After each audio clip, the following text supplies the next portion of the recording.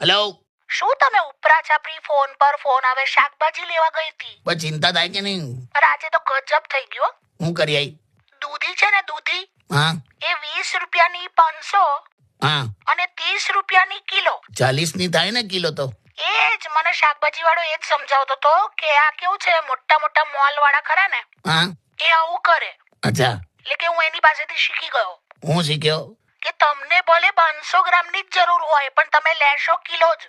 વાહ, ક્યાં વાત હે. પછી ત્યાં શું કર્યું? મેં કિલો લઈ લીધી. આટલું પેલા સમજાયું તો એ? પણ 10 રૂપિયા બચ્યા ને. અલા પણ આજ તો માનસિકતા સમજાવતો તો એ. પણ આપણે મોંઘવારી જોવાની કે નહીં? શું યાર? આ જો સોનું 1 લાખ પર ગયું, હવે કદાચ પેટ્રોલ 100 નું થશે. બસ પેટ્રોલ 100 નું થાય એટલે ત્યાં જ હેલ્મેટ કાઢીને આમ આમ ઉપર જોવાનું, જાણે આપણે સેન્ચુરી મારી હોય. પણ આ વાતને દૂધી સાથે શું લેવા દેવા? શું? આપણે મિડલ ક્લાસ છે અને મિડલ ક્લાસનો ફાયદો એ છે કે ગમે તેટલા આઈફોન લોન્ચ થાય કે પ્લેનની ટિકિટના ભાવ વધે, આપણે કોઈ લેવા દેવા નહીં.